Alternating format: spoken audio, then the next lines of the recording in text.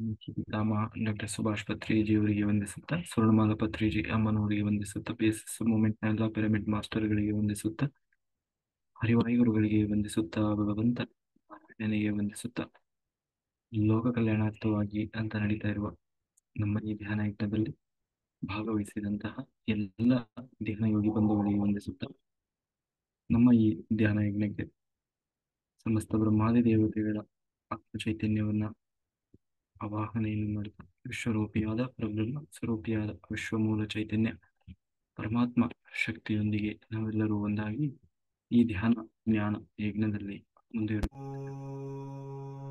ನಮ್ಮಲ್ಲಿ ಮನುಷ್ಯನ ಆಲೋಚನಾ ಶಕ್ತಿ ಮತ್ತೆ ಅವನ ಯೋಚನಾ ಶಕ್ತಿಯೇ ಅವನ ಉದ್ಧಾರ ಮತ್ತೆ ಅಂತ್ಯಕ್ಕೆ ಹೇಗೆ ಕಾರಣ ಆಗ್ತಾ ಇದೆ ಅನ್ನೋದನ್ನ ನಾವೀಗಾಗಲೇ ಅದನ್ನ ಪ್ರಾಕ್ಟಿಕಲ್ ಆಗಿಯೂ ಕೂಡ ಗಮನಿಸ್ತಾ ಬಂದಿದ್ದೇವೆ. ಜೊತೆಗೆ ಈಗಾಗಲೇ ಅದನ್ನ ನಾವು ನಿನ್ನೆ ದಿವಸ ಮತ್ತೆ ಮೊನ್ನೆ ದಿವಸ ನೋಡ್ತಾ ಇದ್ವಿ. ಅಂತಂದ್ರೆ ನಿಜವಾಗಲೂ ನಾವು ಅತಿ ಬುದ್ಧಿವಂತಿಕೆಯಿಂದಾಗಿ ಮತ್ತೆ ಅಜ್ಞಾನದಿಂದಾಗಿ ನಾವೇನ್ ಮಾಡ್ತಾ ಇದ್ದೀವಿ ಅಂತಂದ್ರೆ, ನಾನು ಬೇರೆ ಪರಮಾತ್ಮ ಬೇರೆ ಅನ್ನುವ ಈ ಅತಿ ಬುದ್ಧಿವಂತಿಕೆ ಮತ್ತೆ ಅದನ್ನು ಒಪ್ಪಿಕೊಳ್ಳದಂತಹ ಮನಸ್ಥಿತಿ ಇವತ್ತು ನಮ್ಮೆಲ್ಲ ಕಷ್ಟಗಳ ಮೂಲ ಆಗಿದೆ, ನಮ್ಮೆಲ್ಲ ಸಂಕಷ್ಟಗಳ ಮೂಲ ಆಗಿದೆ. ಮತ್ತೆ ನಾವು ಜನ್ಮ ತಗೊಳ್ತಾ ಇರುವುದರ ಮೂಲವೂ ಅದೇ ಆಗಿದೆ. ಹಾಗಾಗಿ ಆತ್ಮ ಬರುವುದು ಈ ಭೂಮಿಗೆ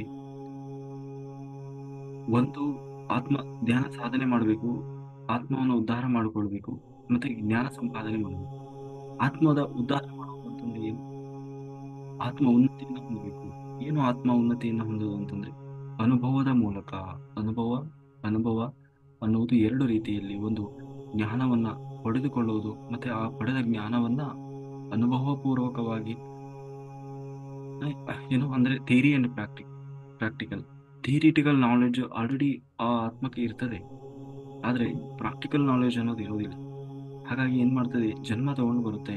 ಜನ್ಮ ತಗೊಂಡು ಬಂದಾಗ ಈ ಮಾಯೆಯಲ್ಲಿ ಸಿಕ್ಕು ತಾನು ಏನು ಮಾಡಬೇಕಿತ್ತು ಅದನ್ನು ಮಾಡದೆ ಇನ್ನು ಯಾವುದರಲ್ಲೋ ತನ್ನನ್ನು ತೊಡಗಿಸಿಕೊಂಡು ತಾನು ಹೋಗಬೇಕಾದ ದಾರಿನೇ ತಪ್ಪಿ ಕೊನೆಗೆ ಆ ತನ್ನದೇ ಆದ ಒಂದು ಭ್ರಮೆಯನ್ನ ಸೃಷ್ಟಿ ಮಾಡಿಕೊಂಡು ಆ ಭ್ರಮೆಯಲ್ಲೇ ಆ ಭ್ರಮೆಗೋಸ್ಕರ ತಾನು ಜನ್ಮಗಳನ್ನ ತಗೊಳ್ತಾ ಅಲ್ಲೇ ಸುತ್ತಾ ಇರ್ತದೆ. ಹಾಗಾಗಿ ನಾವು ಆದಷ್ಟು ನಾನು ಬೇರೆ ಈ ಪರಮಾತ್ಮ ಬೇರೆ ಅನ್ನುವ ಭಾವದಿಂದ ಹೊರಗೆ ಬರಬೇಕು. ಅಹಂ ಬ್ರಹ್ಮಾಸ್ಮಿ ಅಂದ್ರೆ ಆ ಪರಮಾತ್ಮ ಬೇರೆ ಯಾರೂ ಅಲ್ಲ, ನನ್ನೊಳಗೆ ಇದ್ದಾನೆ. ನಿನ್ನೆ ದಿವಸ ನಾವು ಹೇಳಿದ್ವಿ, ಇಡೀ ಜಗತ್ತನ್ನು ಸೃಷ್ಟಿ ಮಾಡ್ತಾ ಇರೋದು ಯಾರು? ಬ್ರಹ್ಮ. ಆ ಬ್ರಹ್ಮನೇ ಎಲ್ಲವನ್ನ ಸೃಷ್ಟಿ ಮಾಡ್ತಾ ಇರೋದು, ಎಲ್ಲರ ಹಣೆ ಬರಹವನ್ನ ಬರಿತಾ ಇರುವುದು ಆ ಬ್ರಹ್ಮನೇ. ಆದ್ರೆ ಆ ಬ್ರಹ್ಮ ಯಾರು? ಅಹಂ ಬ್ರಹ್ಮಾಸ್ಮಿ. ಆ ಬ್ರಹ್ಮ ಬೇರೆ ಯಾರು ಅಲ್ಲ, ಅಹಂ ನಾನೇ ಆಗಿದ್ದೇನೆ. ಅಂತಂದ್ರೆ ನನ್ನ ಹಣೆ ಬರಹವನ್ನ ಬರ್ಕೊಳ್ತಾ ಇರೋದು ಯಾರು? ನಾನೇ ಆಗಿದ್ದೀನಿ. ನನ್ನ ಬದುಕು ಹೇಗಿರಬೇಕು ಅಂತ ಹೇಳಿ ಅದನ್ನ ಡಿಸೈನ್ ಮಾಡ್ತಾ ಇರೋನು ಎಲ್ಲೋ ಅಲ್ಲ, ಈಗ ಪ್ರೆಸೆಂಟ್ ಕೂಡ ಅದನ್ನ ನಾನು ತಗೊಂಡು ಹೋಗ್ತಾ ಇರೋನು ಯಾರು? ಅದು ನಾನೇ ಆಗಿದ್ದೇನೆ. ಅಂದ್ರೆ ನನ್ನ ಜನ್ಮದ, ನನ್ನ ಬದುಕಿನ, ನನ್ನ ವಾಸ್ತವದ ನಿಜವಾದ ಸೃಷ್ಟಿಕರ್ತ ಯಾರು? ನಾನೇ ಆಗಿದ್ದೇನೆ. ಅಂದ್ರೆ ಅದೇ ಅಹಂ ಬ್ರಹ್ಮಾಸ್ಮಿ. ಇದನ್ನ ನಾವು ಯಾವಾಗ ಅರ್ಥ ಮಾಡಿಕೊಳ್ತೇವೆ, ಆಗ ನಮಗೆ ಏನ್ ಬೇಕೋ ಅದನ್ನ ಮಾತ್ರ ನಾವು ಪಡಿಲಿಕ್ಕೆ, ಅದನ್ನ ಮಾತ್ರ ನಾವು ಬಯಸ್ತಾ ಹೋದಾಗ ಅದೇ ನಮ್ಮ ಬದುಕಿನಲ್ಲಿ ಎಕ್ಸಿಕ್ಯೂಟ್ ಆಗ್ತಾ ಹೋಗ್ತದೆ. ಹಾಗಾಗಿ ನಾವು ಮೊದಲು ಏನ್ ಮಾಡಬೇಕು, ಧ್ಯಾನ ಸಾಧನೆಯಿಂದ ಈ ಮಾಂಸಪಿಂಡವನ್ನ ಮಂತ್ರಪಿಂಡವನ್ನಾಗಿ ಮಾಡಬೇಕು. ಮಾಂಸಪಿಂಡ ಈ ಅನ್ನಮಯ ಶರೀರ, ಇದನ್ನ ಪ್ರಾಣಮಯ ಕೋಶದಂತೆ ನಾವು ತಯಾರು ಮಾಡಬೇಕು. ಎನರ್ಜಿ ಬಾಡಿಯನ್ನಾಗಿ ತಯಾರು ಮಾಡಬೇಕು. ಇದೇ ಯೋಗದ ಪರಾಕಾಷ್ಠೆ. ಹಾಗಾಗಿ ನಾವು ಯಾವಾಗಲೂ ಈ ಧ್ಯಾನದಿಂದ ಆಗುವ ದೊಡ್ಡ ಲಾಭ ಯಾವುದು ಅಂತಂದ್ರೆ ಈ ಮಾಂಸಪಿಂಡವನ್ನ ನಾವು ಮಂತ್ರಪಿಂಡರನ್ನಾಗಿ ಮಾಡುತ್ತೇವೆ. ಹಾಗಾಗಿ ಆ ಒಂದು ದಾರಿಯಲ್ಲಿ ನಾವು ಹೋದಾಗ ಏನಾಗ್ತದೆ, ನಾವು ಕೂಡ ಕೇವಲ ಶಿಷ್ಯರಾಗಿ ಉಳಿಯೋದಿಲ್ಲ, ಗುರುಗಳಾಗಿ ಮತ್ತೆ ಪರಮ ಗುರುಗಳಾಗಿ ಬದಲಾಗ್ತಾ ಹೋಗಬೇಕು. ಇಲ್ಲ ಅಂತಾದ್ರೆ ನಾವು ನಿಂತ ನೀರಾಗಬಾರ್ದು. ಗುರು ಅಂದ್ರೆ ಯಾರು? ಭಾರವಾಗಿರುವವನು. ಯಾವುದರಿಂದ ಭಾರವಾಗಿರುವವನು? ಜ್ಞಾನದಿಂದ, ಅನುಭವದಿಂದ ಭಾರನಾಗಿರುವವನು ಗುರು. ಅದು ಇದೇ ಜನ್ಮದಲ್ಲೇ ಆ ಜ್ಞಾನ ಬಂದಿರಬೇಕು ಅಂತನೂ ಏನಿಲ್ಲ. ಆದರೆ ವಯಸ್ಸಿನ ಅಂತರವು ಅದಕ್ಕೆ ಮುಖ್ಯ ಅಲ್ಲ. ಆದರೆ ಜ್ಞಾನ ಅನ್ನೋದು ಬಹಳ ಜ್ಞಾನ ಇದೆ. ಅವನು ನಿಜವಾದ ಗುರು ಅಂತ ಅನಿಸಿಕೊಳ್ತಾನೆ. ಇಂದಿನ ಮುಮುಕ್ಷುವೆ ನಾಳಿನ ಮುಕ್ತ ಪುರುಷ. ಅಂದ್ರೆ ಗುರು ಇಂದಿನ ಮುಮುಕ್ಷು ಅಂತಂದ್ರೆ ಯಾರು? ತುಂಬಾ ಆಸಕ್ತಿ ಇದೆ, ತುಂಬಾ ಕ್ಯೂರಿಯಾಸಿಟಿ ಅಂತೀವಲ್ವ, ತಿಳ್ಕೊಳ್ಬೇಕು, ಮಾಡ್ಬೇಕು, ನಂದೇನು ನೋಡ್ಬೇಕು, ಈ ತರದ ಒಂದು ಭಾವ ಯಾರಲ್ಲಿ ಇರ್ತದೆ ಅವನಿಗೆ ಮುಮುಕ್ಷು. ಅವನು ಏನಾಗ್ತಾನೆ? ಮುಕ್ತ ಪುರುಷನಾಗ್ತಾನೆ, ಗುರು ಆಗ್ತಾನೆ. ಹೀಗೆ ಧ್ಯಾನದ ಮೂಲಕ ಧ್ಯಾನದ ಮೂಲಕ ದಿವ್ಯ ಚಕ್ಷುವನ್ನು ಸಂಪಾದಿಸಿಕೊಳ್ತಾನೆ. ಆತ್ಮಜ್ಞಾನವನ್ನ ಹೊಂದಿದವನೇ ನಿಜವಾದ ಗುರು. ಏನು ಆತ್ಮಜ್ಞಾನ? ನಿನ್ನೆ ನಾವು ಹೇಳಿದ್ವಲ್ಲ, ನಾನು ಯಾರು, ಎಲ್ಲಿಂದ ಬಂದಿದ್ದೇನೆ, ಯಾಕೆ ಜನ್ಮ ತಗೊಳ್ತಾ ಇದ್ದೇನೆ, ನಂದು ಎಷ್ಟು ಜನ್ಮ ಆಗಿದೆ, ಹೋದ ಜನ್ಮದಲ್ಲಿ ನಾನು ಏನ್ ಮಿಸ್ಟೇಕ್ ಮಾಡಿದ್ದೇನೆ, ಈ ಜನ್ಮದಲ್ಲಿ ನಾನು ಏನ್ ಮಾಡಬೇಕಾಗಿದೆ, ಯಾವ ಉದ್ದೇಶದಿಂದ ನಾನು ಜನ್ಮ ತಗೊಂಡಿದ್ದೇನೆ, ಇದನ್ನೆಲ್ಲ ಯಾರು ತಿಳ್ಕೊಳ್ತಾನೆ, ತನ್ನ ಬಗ್ಗೆ ತಾನು ತಿಳ್ಕೊಳ್ತಾನೆ, ಅದು ಆತ್ಮಜ್ಞಾನ.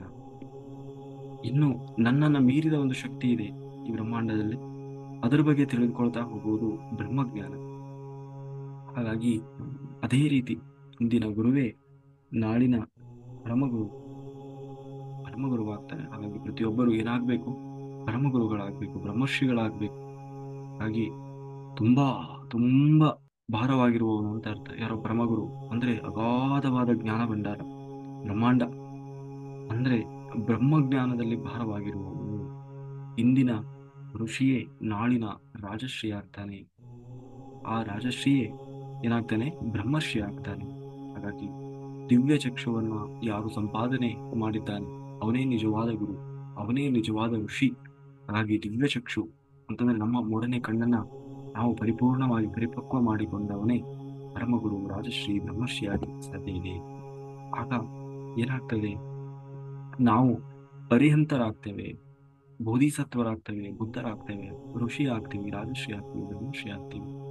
ಏನು ಹೀಗಂದ್ರೆ ಅಂತಂದ್ರೆ ಈಗಾಗಲೇ ನಾವು ಎಷ್ಟೋ ಸಾರಿ ಹೇಳಿದ್ದೇವೆ, ಆದರೂ ಕೆಲವರಲ್ಲಿ ಇನ್ನೂ ಅದರ ಬಗ್ಗೆ ಗೊಂದಲ ಇರ್ತದೆ. ಕೆಲವೊಮ್ಮೆ ಕೆಲವೊಂದು ವಿಷಯವನ್ನ ನಾವು ಮತ್ತೆ ಮತ್ತೆ ಮತ್ತೆ ಮತ್ತೆ ಹೇಳಬೇಕಾಗಿರ್ತದೆ. ಅದು ಅನಿವಾರ್ಯ, ಮತ್ತೆ ಮತ್ತೆ ಹೇಳೋದು. ಯಾಕೆಂದ್ರೆ ಅದು ಬಹಳ ಮುಖ್ಯವಾದದ್ದು. ನೀವು ಜ್ಞಾನ ಅಂದ ಕೂಡಲೇ ಏನೋ ದೊಡ್ಡ ದೊಡ್ಡ ಜ್ಞಾನ ಭಂಡಾರ ಲೈಬ್ರರಿನ ಕರಗಿಸ್ಬೇಕು ಅನ್ನೋದು ಅಲ್ಲ, ಮುಖ್ಯ ಅಲ್ಲ. ಕೆಲವೊಂದು ಸೂಕ್ಷ್ಮ ಕೆಲವೊಂದು ಫಾರ್ಮುಲಾಗಳನ್ನ ನಾವು ಫಾಲೋ ಮಾಡಿದ್ರೂ ಸಾಕು, ಅಗಾಧವಾದ ಜ್ಞಾನ ಮತ್ತೆ ನಾವು ಏನ್ ಮಾಡಬೇಕು ಏನ್ ಮಾಡಬಾರದು ಅನ್ನೋದರ ಸಂಪೂರ್ಣ ಒಂದು ಅರಿವು ನಮ್ಮಲ್ಲಿ ಜಾಗೃತವಾಗ್ತದೆ. ಹಾಗಾಗಿ ಮೊದಲು ನಿರ್ವಾಣ ಸ್ಥಿತಿಯನ್ನು ಹೊಂದಬೇಕು. ಎನ್ಲೈಟನ್ಮೆಂಟ್. ಏನು ಎನ್ಲೈಟನ್ಮೆಂಟ್? ದುಃಖರಾಹಿತ್ಯ ಸ್ಥಿತಿ. ಯಾವಾಗ ದುಃಖರಾಹಿತ್ಯ ಸ್ಥಿತಿ ಬರ್ತದೆ? ಸುಮ್ನೆ ನಾನು ದುಃಖರಾಹಿತ್ಯ ಅಂದ್ರೆ ಬರೋಲ್ಲ. ಫಸ್ಟು ಆ ಹಿಂದಿನ ನಮ್ಮ ಜನ್ಮಗಳನ್ನೆಲ್ಲ ತಿಳ್ಕೊಳ್ಬೇಕು. ಹಿಂದಿನ ಜನ್ಮಗಳನ್ನು ಯಾಕೆ ತಿಳ್ಕೊಳ್ಬೇಕು? ಅಲ್ಲಿಯ ಕರ್ಮಗಳನ್ನು ನಾವು ಕ್ಲಿಯರ್ ಮಾಡ್ಕೊಳ್ಳಿಕ್ಕೆ. ಹಿಂದಿನ ಜನ್ಮಗಳನ್ನು ನಾವು ತಿಳ್ಕೊಂಡ್ರೆ ಏನಾಗ್ತದೆ? ಅಲ್ಲಿರುವಂತಹ ಕರ್ಮಗಳನ್ನೆಲ್ಲ ಏನ್ ಬ್ಯಾಲೆನ್ಸ್ ಇದೆ. ಕರ್ಮ ಅಂತಂದ್ರೆ ಯಾರಿಗೂ ಮಾಡಿದ್ದು ಮಾತ್ರ ಕರ್ಮ ಅಂತಲ್ಲ. ಅಲ್ಲಿರುವಂತ ನಮ್ಮ ಎಮೋಷನ್ಸ್, ಭಾವನೆಗಳು, ಮತ್ತೆ ನಾವು ಆ ಮಾಯೆಯಲ್ಲಿ ಇನ್ನೂ ಯಾವ ಭ್ರಮೆಯಲ್ಲಿ ಇದ್ವಿ ಅದನ್ನೆಲ್ಲ ನಾವು ಕ್ಲಿಯರ್ ಮಾಡ್ಕೊಳ್ಬೇಕು ಅಂದ್ರೆ ಒಂದ್ಸರಿ ಹಿಂದಕ್ಕೆ ಹೋಗ್ಬೇಕು ಅಲ್ವಾ? ಬುದ್ಧನಿಗೆ ಧ್ಯಾನಕ್ಕೆ ಕೂತಾಗ್ಲೇನೆ ಮೊದಲು ಎಲ್ಲ ತನ್ನ ಒಂದು ಸಾರಿ ಇಡೀ ತಾವು ಎಷ್ಟು ಜನ್ಮ ತಗೊಂಡು ಬಂದಿದ್ದೇನೆ, ಆ ಜನ್ಮದೆಲ್ಲ ಏನಿದೆ ಅಂತ ಹೇಳಿ ಒಂದ್ ಕಡೆಯಿಂದ ಎಲ್ಲ ನೋಡ್ಕೊಂಡು ಅದನ್ನೆಲ್ಲ ಕ್ಲಿಯರ್ ಮಾಡ್ಕೊಳ್ತಾ ಬಂದ ಧ್ಯಾನದಲ್ಲಿ. ಕೊನೆಗೆ ಯಾವಾಗ ಪುನಃ ವಾಪಸ್ ಬಂದ, ಎಲ್ಲ ಜನ್ಮಗಳನ್ನ ಕಳ್ಕೊಂಡು ಅಲ್ಲೆಲ್ಲ ಇರೋದನ್ನೆಲ್ಲ ತಾನು ಎಮೋಷನಲ್ ಬ್ಲಾಕೇಜಸ್ ಏನಿದೆ ಅದನ್ನೆಲ್ಲ ತಾನು ಕ್ಲಿಯರ್ ಮಾಡ್ಕೊಳ್ತಾ ಈ ಸ್ಥಿತಿಗೆ ಬಂದಾಗ ಅವನು ಎನ್ಲೈಟನ್ಮೆಂಟ್ ಆದ, ನಿರ್ವಾಣವನ್ನು ಹೊಂದಿದ ಬುದ್ಧ. ಅದೇ ಸ್ಥಿತಿಯನ್ನ ನಾವು ಹೊಂದಬೇಕು. ಒಳಗಡೆಯಿಂದ ಸ್ವಲ್ಪವೂ ದುಃಖ ಆಗಬಾರ್ದು. ತಿಳ್ಕೊಂಡಾಗ ಆಗುವ ಖುಷಿನೇ ಬೇರೆ.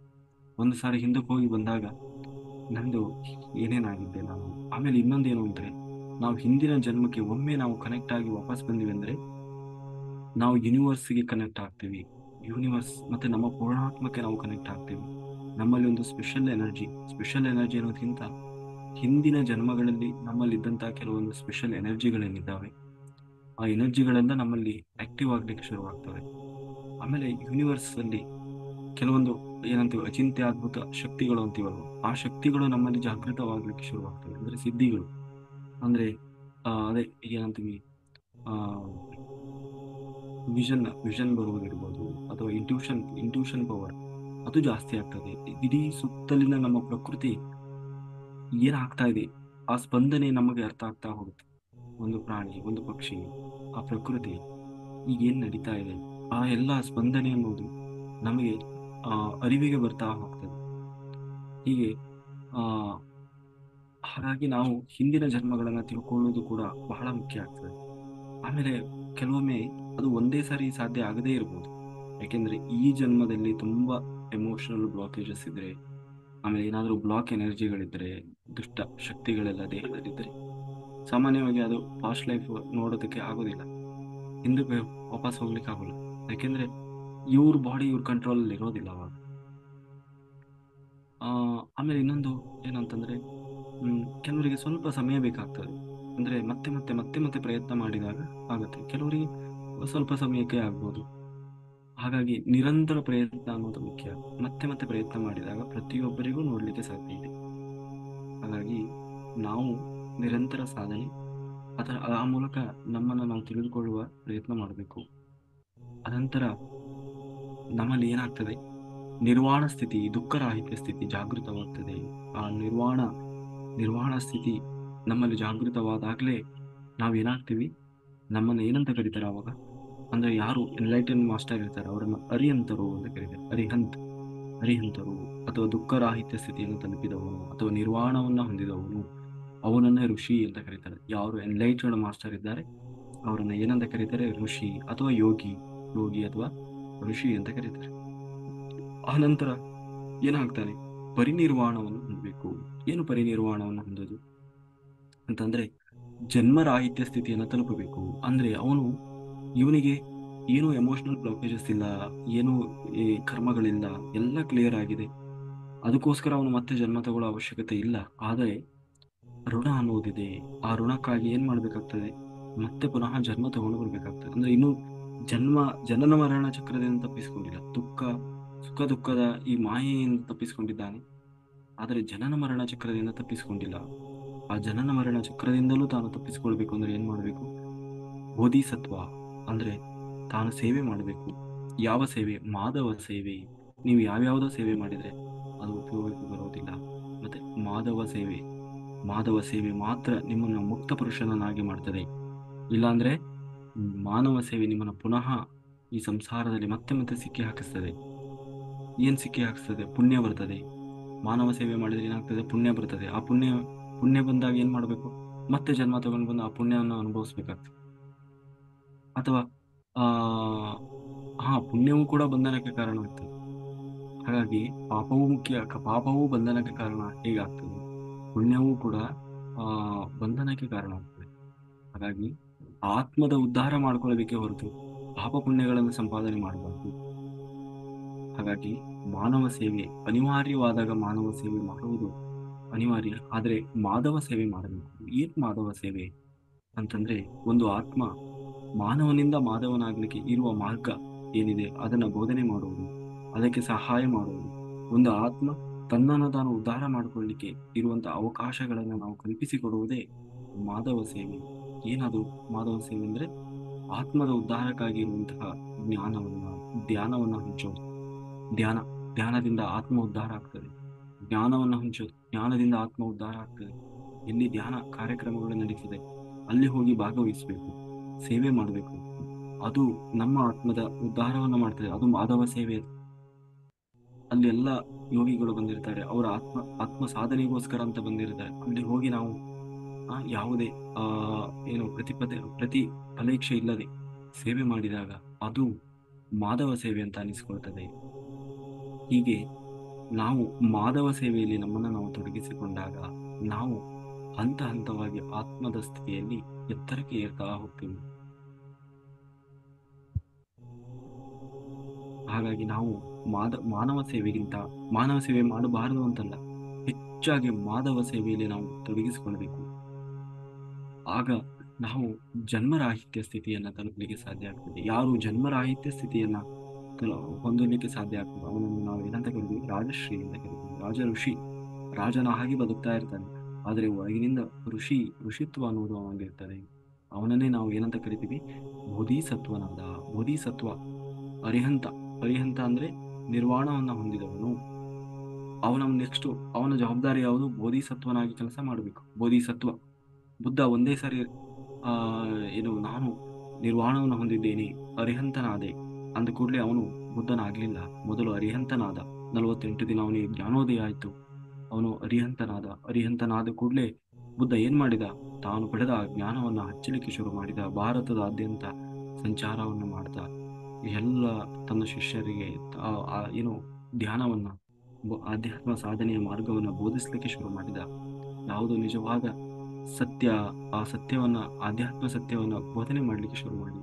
ಅದೇ ಬೋಧಿಸತ್ವ. ಆಗ ಅದನ್ನೇ ನಾವೇನಂತ ಕರಿತೀವಿ? ಪರಿನಿರ್ವಾಣ. ನಿರ್ವಾಣ ಹೊಂದಿದ, ಈಗ ಪರಿನಿರ್ವಾಣವನ್ನು ಹೊಂದಿದ. ಹಾಗಾಗಿ ಬೋಧಿಸತ್ವನಾದ್ಮೇಲೆ ಏನಾಗ್ತಾರೆ? ಬುದ್ಧರಾಗ್ತಾರೆ. ಬುದ್ಧ ಅನ್ನುವುದು ಒಂದು ವ್ಯಕ್ತಿಯ ಹೆಸರಲ್ಲ. ಬುದ್ಧ ಅನ್ನುವುದು ಒಂದು ಆತ್ಮದ ಸ್ಥಿತಿ. ಆ ಬುದ್ಧನನ್ನೇ ಏನಂತ ಕರಿತೀವಿ? ಬ್ರಹ್ಮರ್ಷಿ ಅಂತ ಕರಿತೀವಿ. ಆ ಬ್ರಹ್ಮರ್ಷಿಯನ್ನ ಏನಂತ ಕರಿತೀವಿ ನಾವು? ಸೃಷ್ಟಿಕರ್ತ. ಅವನನ್ನ ಮಹಾಪರಿನಿರ್ವಾಣವನ್ನು ಹೊಂದಿದ ಅಂತಂದ್ರೆ, ಅವನು ಈ ಜನನ ಮರಣ ಚಕ್ರದಿಂದ ತಪ್ಪಿಸಿಕೊಂಡು, ಈ ದುಃಖರಾಹಿತ್ಯ ಸ್ಥಿತಿಯನ್ನು ತಪ್ಪಿಸಿಕೊಂಡು ಮತ್ತೆ ಈ ಭೂಮಿಯಲ್ಲಿ ಜನ್ಮ ತೆಗೆದುಕೊಳ್ಳದ ಸ್ಥಿತಿಯನ್ನು ತಲುಪಿದ್ದಾನೆ. ಮಹಾಪರಿನಿರ್ವಾಣ, ಸೃಷ್ಟಿಕರ್ತ, ಬ್ರಹ್ಮನಾದ ಅಥವಾ ಪೂರ್ಣಾತ್ಮನಾದ ಒಂದು ಪೂರ್ಣಾತ್ಮ. ಏನು ಸೃಷ್ಟಿಕರ್ತ? ಆ ಪೂರ್ಣಾತ್ಮನಾದ ಮೇಲೆ ಅವನೇನ್ ಮಾಡ್ತಾನೆ? ತನ್ನ ಅಂಶಗಳಿಂದ ಪುನಃ ನೂರಾರು ಆತ್ಮಗಳನ್ನ ಸೃಷ್ಟಿ ಅಂದ್ರೆ ಅಂಶಾತ್ಮಗಳನ್ನ ಸೃಷ್ಟಿ ಮಾಡಿ ಏನ್ ಮಾಡ್ತಾನೆ? ಈ ಭೂಮಿಗೆ ಬಿಡ್ತಾನೆ ಪುನಃ ಬೇರೆ ಬೇರೆ ಜನ್ಮಗಳಲ್ಲಿ. ಅಂದ್ರೆ ಅವನು ಏನಾದ? ಸೃಷ್ಟಿಕರ್ತನಾದ. ತನ್ನಲ್ಲೇ ಇರುವ ಆ ಆತ್ಮ, ಪೂರ್ಣಾತ್ಮದನ್ನ ಅಂಶಾತ್ಮಗಳನ್ನ ಬಿಡ್ಲಿಕ್ಕೆ ಶುರು ಮಾಡಿದ. ಆಗ ಏನಾದ? ಅವನು ಕೂಡ ಸೃಷ್ಟಿಕರ್ತನಾದ. ಹಾಗೆ ಆ ಮೂಲಕ ಪುನಃ ತಾನು ಕೆಳಗೆ ಬರದೆ ಮೇಲಿನಿಂದಲೇ ಇನ್ನೂ ಹೆಚ್ಚಿನ ಜ್ಞಾನವನ್ನ, ಸಾಧನೆಯನ್ನ ಮಾಡಲಿಕ್ಕೆ ಶುರು ಮಾಡ್ತಾನೆ. ಹಾಗಾಗಿ ನಾವು ಅದನ್ನ ಗಮನದಲ್ಲಿಟ್ಟುಕೊಂಡು ನಿಧಾನವಾಗಿ ಸಾಧನೆಯನ್ನ ಮಾಡ್ತಾ ಹೋಗ್ಬೇಕು. ಹಾಗಾಗಿ ನಮ್ಮ ಏನು ಆಲೋಚನಾ ಸ್ಥಿತಿ ಅನ್ನುವುದು ಬಹಳ ಮುಖ್ಯವಾದದ್ದು. ಹಾಗಾಗಿ ಯಾವತ್ತು ನಾವು ಪಾಸಿಟಿವ್ ಆಗಿ ಯೋಚನೆ ಮಾಡಬೇಕು. ನಮಗೆ ಏನ್ ಬೇಕು ಅದನ್ನು ಮಾತ್ರ ನಾವು ಬಯಸಬೇಕು. ಮತ್ತೆ ನಿರಾಶಾವಾದಿಗಳಾಗಬಾರ್ದು, ಆಶಾವಾದಿಗಳಾಗಿರ್ಬೇಕು. ಹೆಚ್ಚು ಸಾಧನೆ ಮಾಡಬೇಕು. ಹೆಚ್ಚು ಸಾಧನೆ ಮಾಡಬೇಕು. ತುಂಬಾ ನಿಮಗೆ ಕೆಲವೊಂದು ಸಮಸ್ಯೆ ಏನಂದ್ರೆ, ನಮಗೆ ಬರ್ತಾ ಮಾನಸಿಕವಾಗಿ ಮನಸ್ಥಿತಿ ಸರಿ ಇರುವುದಿಲ್ಲ, ಅಥವಾ ಧ್ಯಾನ ಮಾಡಲಿಕ್ಕೆ ಆಸಕ್ತಿ ಇರುವುದಿಲ್ಲ. ಆಮೇಲೆ ತುಂಬಾ ಸಮಸ್ಯೆಗಳು. ಅದಕ್ಕೆಲ್ಲ ಕಾರಣ ಏನು ಅಂತಂದ್ರೆ, ಕೆಲವೊಮ್ಮೆ ಬದುಕು ಅನ್ನೋದು ಕಷ್ಟಪಡ್ಲಿಕ್ಕಾಗಿ ಬಂದದ್ದಲ್ಲ, ಅದನ್ನ ಏನು ಫೇಸ್ ಮಾಡ್ಲಿಕ್ಕಾಗಿ ಬಂದದ್ದು. ಅಂದ್ರೆ ಪ್ರತಿಯೊಂದು ಚಾಲೆಂಜಸ್ ಅನ್ನೋದು ಕೂಡ ನಮಗೆ ಒಂದು ಅಪಾರ್ಚುನಿಟಿ. ಅದನ್ನ ನಾವು ಅಪಾರ್ಚುನಿಟಿಯನ್ನಾಗಿ ತಗೊಳ್ಬೇಕು. ಎರಡನೇದಾಗಿ ಆದಷ್ಟು ನೆಗೆಟಿವ್ ಮನಸ್ಥಿತಿಯಿಂದ, ನೆಗೆಟಿವ್ ಜನರಿಂದ, ಮತ್ತೆ ನಮ್ಮಲ್ಲೇ ಇರ್ತದೆ ಆ ನೆಗೆಟಿವ್ ಮನಸ್ಥಿತಿಗಳು ಸುತ್ತಮುತ್ತಲು. ಅದರಿಂದ ನಾವು ಆದಷ್ಟು ದೂರ ಇರೋದಕ್ಕೆ ಪ್ರಯತ್ನ ಮಾಡಬೇಕು.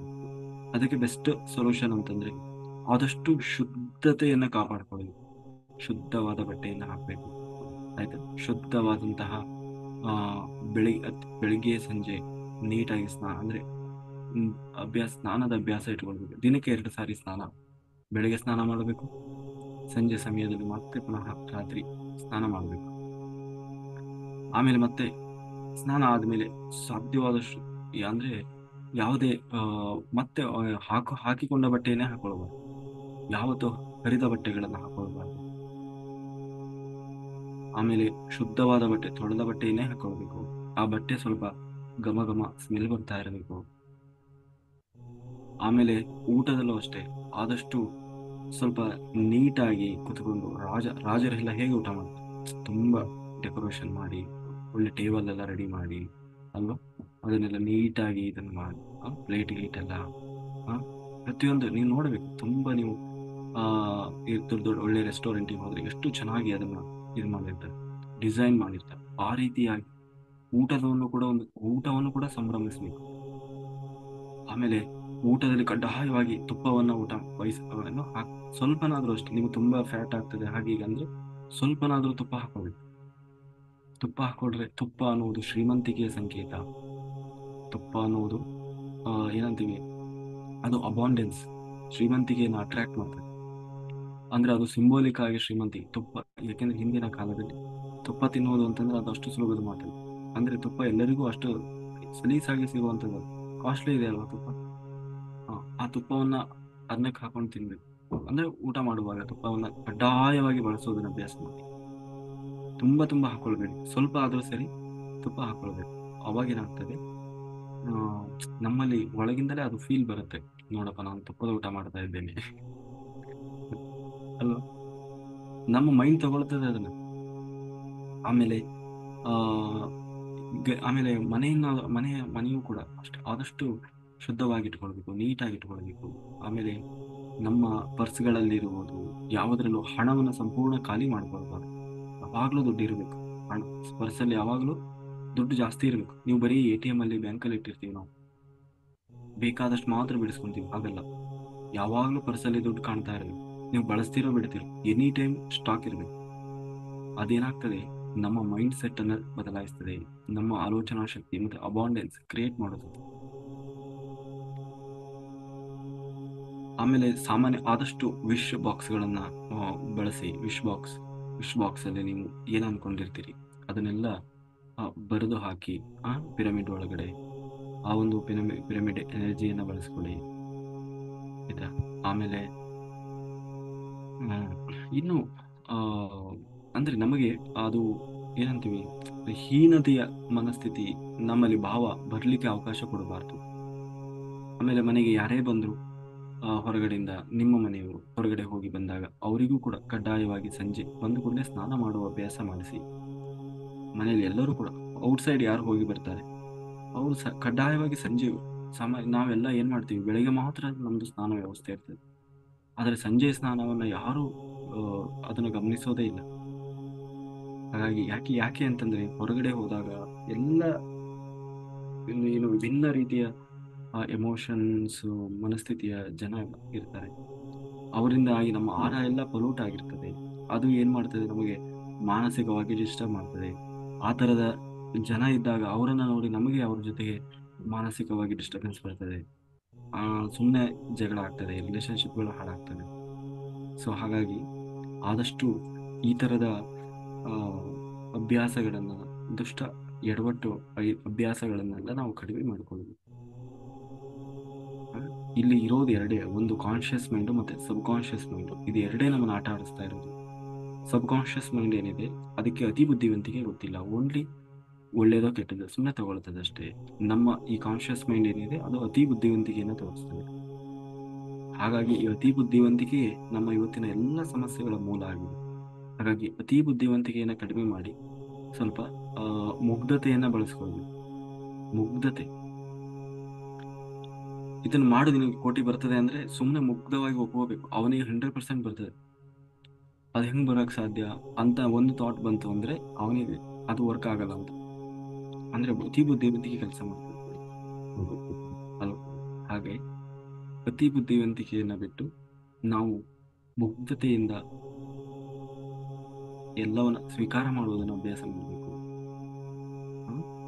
ಆಗ ಚೇಂಜಸ್ ಆಗ್ತದೆ. ಮಾಡೋದು ಮಾಡ್ತೀವಿ, ಒಳಗಡೆಯಿಂದಲೇ ಒಂದಿರ್ತದೆ, ಇದು ನಿಜವಾಗ್ಲೂ ವರ್ಕ್ ಆಗುತ್ತಾ. ನಾವೇ ಒಪ್ಪಿಲ್ಲ ಅಂದ್ರೆ ಅದನ್ನ ಯೂನಿವರ್ಸ್ ಹೇಗೆ ತಗೊಳ್ತದೆ. ಯೂನಿವರ್ಸ್ ತಗೊಳ್ಳೋದಂದ್ರೆ ನಮ್ಮ ಸಬ್ ಕಾನ್ಶಿಯಸ್ ಮೈಂಡ್ ತಗೊಳ್ಬೇಕು. ನಾವೇ ಸೃಷ್ಟಿಕರ್ತಾರಲ್ವ.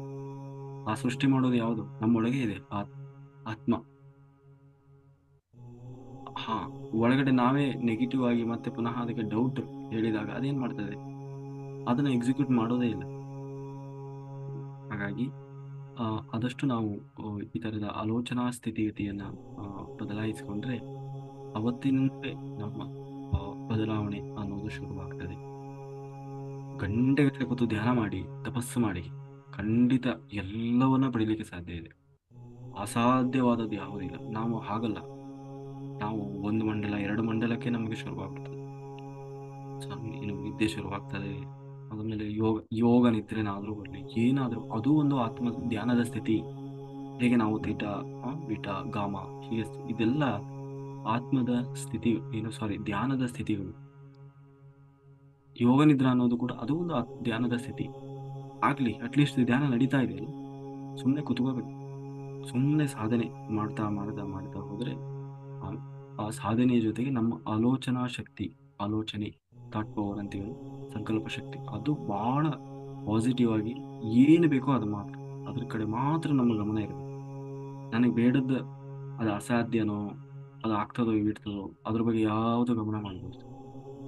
ನೀವೇ ಯಾಕೆ ಯೋಚನೆ ಮಾಡ್ತಾ ಇದ್ದೀರಿ ಅಸಾಧ್ಯ, ಅದು ಹೆಂಗ್ ಸಾಧ್ಯ ಇದೆ ಅಂತ ಹೇಳಿ ನೀವು ಯಾಕೆ ಯೋಚನೆ ಮಾಡ್ತಾ ಇದ್ದೀರಿ? ಆಗ ಅದ್ರ ಬಗ್ಗೆ ಅತಿ ಬುದ್ಧಿವಂತಿಕೆ ತೋರಿಸ್ಲಿಕ್ಕೆ ಹೋಗ್ಬಾರ್ದು. ಆಗುತ್ತೆ ಅಂದ್ರೆ ಆಗುತ್ತಷ್ಟೇ, ಹೆಂಗಾಗುತ್ತೆ ಅದೆಲ್ಲ ಗೊತ್ತಿಲ್ಲ, ಆಗುತ್ತಷ್ಟೇ ಅನ್ನೋದನ್ನು ನಾವು ತಲೆಯಲ್ಲಿ ಇಟ್ಕೊಂಡು ಸಾಧನೆ ಮಾಡ್ತಾ ಹೋದ್ರೆ ಬಂದೇ ಬರುತ್ತೆ. ಬರುತ್ತೆ ಅಂದ್ರೆ ಬರುತ್ತೆ ಅಷ್ಟೇ. ಆ ಅಷ್ಟು ನಾವು ಸ್ಟ್ರಾಂಗ್ ಆಗಿದ್ದಾಗ ಜೊತೆಗೆ ಸಾಧನೆ ಇರಬೇಕು. ನೀವು ಸುಮ್ಮನೆ ತಿಳ್ಕೊಂತ ಕುಂತ್ರೆ ಆಗಲ್ಲ. ಸುಮ್ಮನೆ ಕೂತ್ರು ಕೂಡ ಕೆಲಸ ಆಗಲ್ಲ. ಆ, ಅಂದ್ರೆ ನಿಷ್ಕ್ರಿಯರಾಗಬಾರ್ದು. ಗೀತೆಯಲ್ಲಿ ಕೃಷ್ಣ ಹೇಳ್ತಾನ ಕರ್ಮ ಸಿದ್ಧಾಂತ ಹೇಳುವಾಗ, ನಿಷ್ಕ್ರಿಯನಾಗಬೇಡ. ಅದು ಮನುಷ್ಯನ ಅತಿ ಹೀನಾಯ ಸ್ಥಿತಿ. ಅದು ಸುಮ್ಮನೆ ಕಟ್ಟೆ ಮೇಲೆ ಕುತ್ಕೊಂಡು ಪಟ್ಟಂಗ ಹೊಡ್ಕೊಂಡು ಟೈಮ್ ವೇಸ್ಟ್ ಮಾಡ್ತಾ ಇರ್ತಾನೆ. ಅದು ಮನುಷ್ಯನ ಹೀನಾಯ ಸ್ಥಿತಿ. ಕಷ್ಟಪಡ್ತಾ ಇದ್ದಾನೆ ಆದ್ರೂ ತೊಂದರೆ ಇಲ್ಲ, ಅವನು ಕರ್ಮದಲ್ಲೇ ನಿರ್ತಾನೆ. ತುಂಬಾ ಸಮಸ್ಯೆ ಅನುಭವಿಸ್ತಾ ಇದ್ದಾನೆ, ತೊಂದರೆ ಇಲ್ಲ, ಅವನು ಏನೋ ಒಂದು ಕರ್ಮದಲ್ಲಿ ನಿರತನಾಗಿದ್ದಾನೆ. ಏನು ಮಾಡದೆ ಒಬ್ಬ ಕುತ್ಕೊಂಡು ಪಟ್ಟಂಗ ಹೊಡಿತಾ ಇದ್ದಾನೆ. ಅದೇ ನಿಜವಾಗಲೂ ಹೀನಾಯವಾದ ಸ್ಥಿತಿ ಅಂದ್ರೆ ಅದು. ಹಾಗಾಗಿ ನಿಷ್ಕ್ರಿಯನಾಗಬೇಡ, ಏನು ಕೆಲಸ ಮಾಡದೆ ಸುಮ್ಮನೆ ಕೂರ್ಬೇಡ, ಅದಕ್ಕೆ ಏನಾದ್ರೂ ಮಾಡು. ಒಟ್ಟಿನಲ್ಲಿ ಕರ್ಮನಿರತನಾಗಿ. ಧ್ಯಾನ ಅನ್ನೋದು ಕೂಡ ಕರ್ಮನೇ. ಒಂದು ಗಂಟೆಗಟ್ಟಲೆ ಕುತ್ಕೊಂಡು ಕೂರುವುದನ್ನ ಅಭ್ಯಾಸ ಮಾಡಬೇಕು. ಹೆಚ್ಚು ಹೆಚ್ಚು ಸಮಯ ಕೂರಬೇಕು. ಖಂಡಿತ ಆ ಹಾಗೆ ಆಗ್ತದೆ, ಒಳ್ಳೇದಾಗೆ ಆಗ್ತದೆ. ಆಮೇಲೆ ಕೆಲವೊಂದು ನ್ಯಾಚುರಲ್ ಆಗಿರುವಂತಹ ಶಕ್ತಿಗಳನ್ನು ಕೂಡ ನಾವು ಉಪಯೋಗಿಸ್ಕೊಳ್ಬೇಕು ಅಡಿಷನಲ್ ಆಗಿ. ಅವುಗಳ ಒಂದು ಪಾಸಿಟಿವ್ ಎನರ್ಜಿಯನ್ನು, ಈಗ ಉದಾಹರಣೆಗೆ ಕ್ರಿಸ್ಟಲ್ಗಳನ್ನು ಇರ್ಬೋದು, ಆಮೇಲೆ ಈ ಕರುಂಗಲಿ ಮಾಲಾ ಅನ್ನುವಂಥದ್ದು. ಅಂದ್ರೆ ಅದಕ್ಕೆ ಹೇಳಿದ್ದು ನಾನು, ಅತಿ ಬುದ್ಧಿವಂತಿಕೆಯನ್ನ ಉಪಯೋಗಿಸಬಾರ್ದು. ಅದು ಹೆಂಗೆ ಕೆಲಸ ಮಾಡ್ತಾರೆ? ಅದು ಕೆಲಸ ಮಾಡಲ್ಲ ಅವ್ರಿಗೆ. ಆ ಅತಿ ಬುದ್ಧಿವಂತಿಕೆ ಒಂದು ಬಂತು ಅಂದ್ರೆ ಅದು ಕೆಲಸ ಮಾಡ್ಲಿಕ್ಕೆ ಸಾಧ್ಯನೇ ಇಲ್ಲ.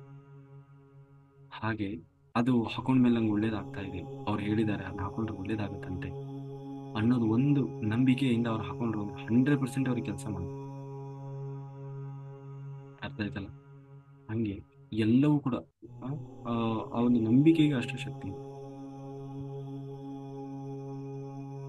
ನಾವು ಸತ್ಯವಾನ್ ಸಾವಿತ್ರಿಯ ಕಥೆಗಳನ್ನ ಕೇಳ್ತೀವಿ ಅಲ್ವಾ? ಯಮಧರ್ಮನನ್ನು ಕೂಡ ಬಿಡದೆ ಯಮಲೋಕದವರೆಗೂ ಹೋದಂತವ್ರು ಇದ್ದಾರೆ. ಅಂದ್ರೆ ಅವ್ರು ಹೋದ್ರು ಬಿಟ್ರು, ಯಮ ಬಂದಿದ್ನೋ ಬಿಟ್ಟಿದ್ನೋ ಅದು ಪ್ರಶ್ನೆ ಅಲ್ಲ. ಆ ಹಠದಿಂದ, ಆ ಸಾಧನೆಯಿಂದ ಮನುಷ್ಯ ಏನನ್ನು ಬೇಕಾದ್ರೂ ಸಾಧಿಸ್ಲಿಕ್ಕೆ ಸಾಧ್ಯ ಇದೆ. ಹಾಗಾಗಿ ಮೊದಲು ನಮ್ಮ ಈ ನೆಗೆಟಿವ್ ಮನಸ್ಥಿತಿಗಳನ್ನ ಮತ್ತೆ ಅತಿ ಬುದ್ಧಿವಂತಿಕೆಯನ್ನ ಬಿಟ್ರೆ ಅಲ್ಲೇ ನಮಗೆ ಪರಿಹಾರ ಅನ್ನೋದಿದೆ. ಆಯ್ತಾ? ಹಾಗಾಗಿ ಫಸ್ಟು ಸಾಧನೆ ಕಡೆಗೆ ಗಮನ ಕೊಡಿ. ಬದುಕನ್ನ ಹೇಗಿದೆಯೋ ಹಾಗೆ ಅದನ್ನು ಸ್ವೀಕಾರ ಮಾಡುವುದನ್ನು ಕಲೀರಿ. ಬದುಕಿನ ಪ್ರತಿಯೊಂದನ್ನು ಕೂಡ ಒಂದು ಅವಕಾಶವನ್ನಾಗಿ ಸ್ವೀಕಾರ ಮಾಡಿ. ಆತ್ಮಕ್ಕೆ ಬೇಕಾಗಿರೋದು ಕೇವಲ ಒಂದು ಎಕ್ಸ್ಪೀರಿಯನ್ಸ್ ಅಷ್ಟೇ, ಅನುಭವ. ಅದಕ್ಕೆ ರಿಸಲ್ಟ್ ಅನ್ನೋದು ಬೇಕಾಗಿಲ್ಲ. ಅದು ಪಾಸಿಟಿವ್ ಆಯಿತು, ನೆಗೆಟಿವ್ ಆಯಿತು, ಪಾಸ್ ಆದವು, ಸೊ ಇನ್ನು ಫೇಲ್ ಆದವು, ಅದು ಮುಖ್ಯ ಆಗೋಲ್ಲ. ಓನ್ಲಿ ಸೋಲುವುದು ಕೂಡ ಅದೊಂದು ಅನುಭವನೇ. ಆತ್ಮಕ್ಕೆ ಅನುಭವ ಬೇಕು. ಮತ್ತೆ ಜ್ಞಾನ, ಜ್ಞಾನ ಇರಲಿ. ಯಾರ ಜೊತೆಗೂ ಆದಷ್ಟು ಮಾತನಾಡೋದು ಬೇಡ, ನೆಗೆಟಿವ್ ಆಗಿ ಯೋಚನೆ ಮಾಡೋದು ಬೇಡ. ಎಲ್ಲರನ್ನು ಒಂದು ಆತ್ಮವನ್ನಾಗಿ ನೋಡೋದು, ಎಲ್ಲವನ್ನ ಸ್ವೀಕಾರ ಮಾಡಬೇಕು.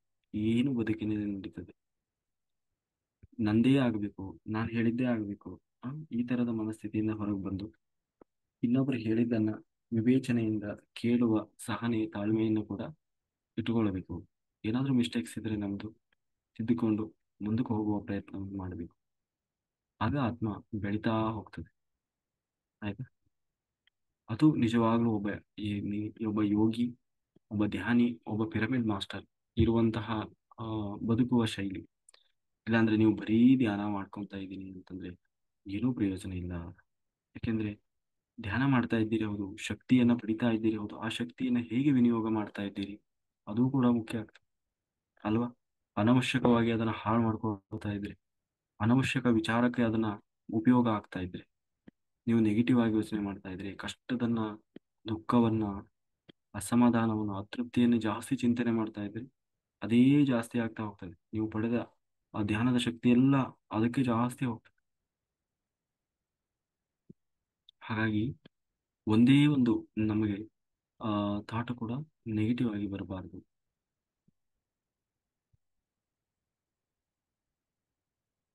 ಕಾಯೇನ ವಾಚಾ ಮನಸೇಂದ್ರಿಯರ್ವಾ ಬುದ್ಧ್ಯಾತ್ಮನಾ ವಾ ಪ್ರಕೃತಿ ಸ್ವಭಾವತ್ ಕರೋಮಿ ಯದ್ಯತ್ ಸಕಲಂ ಪರಸ್ಮೈ ನಾರಾಯಣಾಯೇತಿ ಸಮರ್ಪಯಾಮಿ. ಸರ್ವಂ ಶ್ರೀಕೃಷ್ಣಾರ್ಪಣಮಸ್ತು. Thank you. Thank you. Thank you masters. ಯಾರಿಗಾದರೂ ಏನಾದರೂ ಡೌಟ್ ಇದೆ ಏನಾದರೂ ಎಕ್ಸ್ಪೀರಿಯನ್ಸ್ ಇದ್ದರೆ ಶೇರ್ ಮಾಡಿ. ಆ, ಇವತ್ತಿಗೆ ನಮ್ಮ ಇದು ಮುಗೀತು. ಯಾವುದು ಜನ್ಮಾಂತರ ಈ ಎಪಿಸೋಡು. ಓಕೆ. ಬಹಳಷ್ಟು ಜನ ತಿಳ್ಕೊಂಡ್ರು. ಅವರ ಒಂದು ಆ, ಏನು ಜನ್ಮಗಳನ್ನ ತಿಳ್ಕೊಂಡಿದ್ದಾರೆ.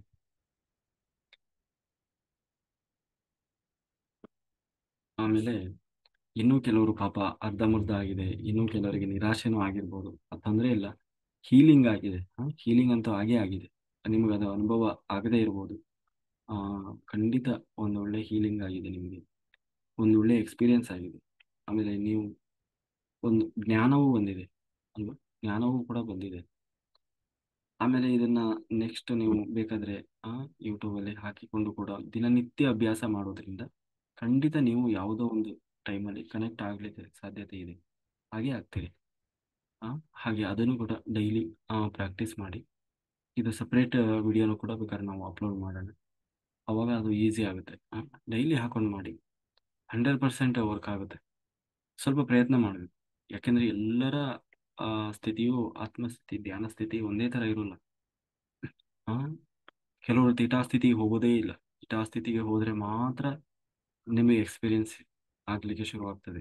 ಆ ಆ ಹಿಂದಿನ ಜನ್ಮ ಕಾಣಿಸ್ಲಿಕ್ಕೆ ಶುರುವಾಗ್ತದೆ. ಕೆಲವರಿಗೆ ಆ ಸ್ಥಿತಿ ಎಷ್ಟು ಪ್ರಯತ್ನ ಮಾಡಿದ್ರು ಹೋಗೋದೇ ಇಲ್ಲ. ಅಥವಾ ಅದು ದಾಟಿ ಒಂದು ಸ್ಥಿತಿ ಇದೆ, ಅದನ್ನು ದಾಟಿ ಹೋಗ್ಬಿಟ್ರೆ ಆವಾಗಲೂ ಕೂಡ ಆಗೋಲ್ಲ. ಆ, ಹಾಗಾಗಿ ಬಟ್ ಅದು ನಿರಂತರ ಪ್ರಯತ್ನದಿಂದ ಆ 1% ಜನರಿಗೆ ಮಾತ್ರ ಅದು ಸಾಧ್ಯ ಆಗೋಲ್ಲಂತೆ. 99% ಜನರಿಗೆ ಸಾಧ್ಯ ಆಗುತ್ತಂತೆ. ಅಂದ್ರೆ ತಮ್ಮ ಹಿಂದಿನ ಜನ್ಮವನ್ನು ನೋಡ್ಕೊಳ್ಳಿ. ಆದ್ರೆ ಕೆಲವರಿಗೆ ಅದು ಬೇಗ ಆಗ್ತದೆ, ಕೆಲವರಿಗೆ ಬೇಗ ಆಗೋಲ್ಲ. ಆದ್ರೆ ಅದನ್ನ ಬೇಗ ಆಗದೆ ಇರೋರು ಏನ್ ಮಾಡ್ಬೇಕು, ನಿರಂತರ ಪ್ರಯತ್ನದಿಂದ ಆ ಪಡ್ಕೊಳ್ಳಿಕ್ಕೆ ಸಾಧ್ಯ ಇದೆ. ಜೊತೆಗೆ ಯಾರಾದರೂ ಹೈಯರ್ ಒಳ್ಳೆ ಎನರ್ಜಿ ಇರುವ ಮಾಸ್ಟರ್ ಜೊತೆಗೆ ಅವರು ಕನೆಕ್ಟ್ ಆಗಿ ಮಾಡಿದ್ರು ಕೂಡ, 1 to 1 ಮಾಡಿದಾಗಲೂ ಕೂಡ ಏನು ಅವರು ಬೇಗ ಆ ಸ್ಥಿತಿಯನ್ನು ರೀಚ್ ಆಗ್ಲಿಕ್ಕೆ ಕೂಡ ಸಾಧ್ಯತೆ ಇರ್ತದೆ. ಹ್ಮ್. ಹಾಗಾಗಿ ಎಲ್ಲರೂ ಮಾಡಿ. ಬೇಕಾದ್ರೆ ಇನ್ನೂ ಸ್ವಲ್ಪ ದಿನಗಳ ನಂತರ ಮತ್ತೆ ಬೇಕಾದ್ರೆ ಆ, ಇನ್ನೊಂದು ವರ್ಕ್ಶಾಪ್ ಥರ ಸ್ಟಾರ್ಟ್ ಮಾಡೋಣ. ಓಕೆ. ಯಾರಿಗಾದರೂ ಒಳ್ಳೆ ಅನುಭವಗಳಾಗಿದ್ದರೆ ಎಕ್ಸ್ಪೀರಿಯನ್ಸ್ ಅನ್ನು ಶೇರ್ ಮಾಡಿ. ಆಮೇಲೆ ಎಲ್ಲರೂ ಚಿಕ್ಕೋಡಿ ಧ್ಯಾನ ಯಜ್ಞದ ರಿಜಿಸ್ಟ್ರೇಷನ್ ಮಾಡ್ಕೊಳ್ಳಿ, ಎಲ್ಲರಿಗೂ ಶೇರ್ ಮಾಡಿ. ಆಮೇಲೆ ಕಾಶಿ ಧ್ಯಾನ ಯಜ್ಞದ್ದು ಎಲ್ಲರೂ ರಿಜಿಸ್ಟ್ರೇಷನ್ ಮಾಡ್ಕೊಳ್ಳಿ, ಎಲ್ಲರಿಗೂ ಶೇರ್ ಮಾಡಿ. ಓಕೆ.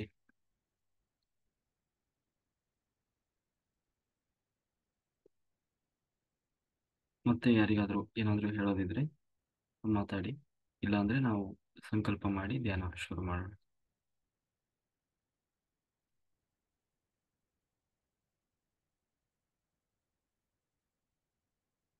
ಆಮೇಲೆ ಅದು ಅಫರ್ಮೇಶನ್ ನಾವು ಹೇಳಿದೀವಲ್ಲ, ಅದನ್ನ ಬೇಕಾದ್ರೆ ಬರೆದಿಟ್ಕೊಳ್ಳಿ, ನೋಡೋಣ. ನಾನೇ ಅದು ಸಾಧ್ಯವಾದರೆ ಒಂದು ಪೇಜಲ್ಲಿ, ನನಗೆ ಟೈಪ್ ಮಾಡೋಕ್ಕೆ ಟೈಮ್ ಇಲ್ಲ, ನೋಡೋಣ. ಅದನ್ನು ಸ್ವಲ್ಪ ನೀಟಾಗಿ ಟೈಪ್ ಮಾಡಿ ಎಷ್ಟು ಬೇಕು ಹೇಗೆ ಬೇಕು ಅಂತ ಹೇಳಿ ಅದನ್ನು ನಾನು ಹಾಕಲಿಕ್ಕೆ ಪ್ರಯತ್ನ ಮಾಡ್ತೀನಿ. ಬೇರೆಯವ್ರ ಕೈಯಲ್ಲಾದರೂ ಮಾಡಿಸಿ ಆದರೂ ಹಾಕ್ತೀನಿ. ಆ, ಅದನ್ನ ಕಡ್ಡಾಯವಾಗಿ ನೀವು ಪ್ರತಿದಿನ 2 ಸಾರಿ, ಅಟ್ಲೀಸ್ಟ್ 2 ಸಾರಿ, ಸಾಧ್ಯವಾದರೆ 3 ಸಾರಿ ಪ್ರತಿನಿತ್ಯ ಅದನ್ನ ಹೇಳ್ಕೊಳ್ಬೇಕು. ಕೈಯಲ್ಲಿ ಒಂದು ಸುಮ್ಮನೆ ಒಂದು ಗ್ಲಾಸ್ ಇಟ್ಕೊಳ್ಬೇಕು, ಕುಡಿಯೋ ನೀರು, ನನ್ನ ಬಾಟ್ಲಿನೇ ಇರಲಿ. ನೀವು ಎಲ್ಲೋ ಆಫೀಸಲ್ಲಾದರೂ ಕೂತ್ಕೊಳ್ಳಿ, ಎಲ್ಲಾದರೂ ಕೂತ್ಕೊಳ್ಳಿ, ಮೊಬೈಲಲ್ಲಿ ಇಟ್ಕೊಂಡಿರಿ. ಅದನ್ನು ಒಂದು PDF ಒಂದು ಇದರಲ್ಲಿ ಕಳಿಸ್ತೀವಿ, ಫ್ಲೈಯರ್ ಥರ ಮಾಡಿ ಕ್ರಿಯೇಟ್ ಮಾಡಿದರೆ ತಯಾರು ಮಾಡೋಣ. ಅದನ್ನು ನೀವು ಸುಮ್ಮನೆ ಹಿಡ್ಕೊಳ್ಳೋದು. ಅದನ್ನು ಒಂದು ಕೈಯಲ್ಲಿ ನೀವು ಯಾವಾಗಲೂ ನೀರು ಕುಡಿತೀರಲ್ಲ, ಅದಕ್ಕಾಗಿ ಕುತ್ಕೊಳ್ಳೋದೇನು ಬೇಡ. ಸುಮ್ಮನೆ ನೀವು ಅಡಿಗೆ ಮನೆಗೆ ಹೋದ್ರಿ, ನೀರು ಕುಡಿಬೇಕು ಅಂತ ಅನಿಸ್ತು, ಅವಾಗ ಚುಮ್ ಕೈಯಲ್ಲಿ ಹಿಡ್ಕೊಳ್ಳಿ, ಮೊಬೈಲ್ ಕೈಯಲ್ಲಿ ಹಿಡ್ಕೊಳ್ಳಿ, ಒಂದ್ಸಾರಿ ಅದನ್ನೆಲ್ಲ ಹಿಡ್ಕೊಳ್ಳಿ, ನೀರು ಕುಡಿದು ಬಿಡಿ. ಸೊ ಇದನ್ನ ಪ್ರತಿನಿತ್ಯ ಅಭ್ಯಾಸ ಮಾಡಿ. ಆ, ಅವಾಗ ಖಂಡಿತ ನಿಮ್ಮಲ್ಲಿ ಒಂದು ಬದಲಾವಣೆ ಅನ್ನೋದು ಶುರುವಾಗ್ತದೆ. ಅದನ್ನೊಂದು ಕಡ್ಡಾಯವಾಗಿ ಮಾಡಿ. ಅಫರ್ಮೇಷನ್ ಅಂತೀವಲ್ಲ ಹಾಗೆ. ಪ್ರತಿನಿತ್ಯ ಅಂದ್ರೆ ಅದು ಅಫರ್ಮೇಶನ್ ಅದು ವರ್ಕ್ ಆಗುತ್ತಾ ಬಿಡುತ್ತೋ ಅನ್ನೋ ಅತಿ ಬುದ್ಧಿವಂತಿಕೆ ಬೇಡ. ಅಟ್ಲೀಸ್ಟ್ ನಮ್ಮ ಆಲೋಚನಾ ಶಕ್ತಿ ಮೈಂಡ್ ಸೆಟ್ ಆದ್ರೂ ಚೇಂಜ್ ಆಗುತ್ತೆ. ಹೇಗೆ ನನ್ನ ಆಲೋಚನೆ ಇರಬೇಕು ಪ್ರತಿನಿತ್ಯ ಅದು ಒಂದು ರೀತಿ ನಮ್ಮನ್ನ ಅಲಾರಾಮ್ ತರ ಆ ಪ್ರತಿ ಕ್ಷಣ ಆ ಏನಂತೀವಿ ಆ ಎಚ್ಚರಿಸ್ತಾ ಇರುತ್ತೆ. ನಾನು ಏನ್ ಥಿಂಕ್ ಮಾಡಬೇಕು, ನಾನು ಹೇಗೆ ಥಿಂಕ್ ಮಾಡಬೇಕು, ಹೇಗೆ ನನ್ನ ದೃಷ್ಟಿಕೋನ ಇರಬೇಕು ಅನ್ನೋದನ್ನ ಸದಾ ನಮಗೆ ಜಾಗೃತ ಇರುವ ಅಂದ್ರೆ ಅವೇರ್ನೆಸ್ ಅಲ್ಲಿ ಇರೋದು ಅಂತೀವಲ್ಲ, ಅವೇರ್ನೆಸ್ ಇರಬೇಕು. ಹಾ, ಅದನ್ನ ಹೇಳ್ಕೊಂತ ಇದ್ರೆ ಯಾವಾಗ್ಲೂ ನಮ್ಮಲ್ಲಿ ನಮಗೇ ಗೊತ್ತಿಲ್ಲದ ಹಾಗೆ ನಮಗೆ ಅವೇರ್ನೆಸ್ ಅನ್ನೋದು ಜಾಗೃತವಾಗ್ತಾ ಹೋಗ್ತದೆ. ಆಗ ಇದ್ದಕ್ಕಿದ್ದ ಹಾಗೆ ನಾವು ಎಲ್ಲವನ್ನ ಅಟ್ರಾಕ್ಟ್ ಮಾಡಲಿಕ್ಕೆ ಸಾಧ್ಯ ಆಗ್ತದೆ. ಓಕೆ, ಒಳ್ಳೇದಾಗ್ಲಿ ಎಲ್ಲರಿಗೂ.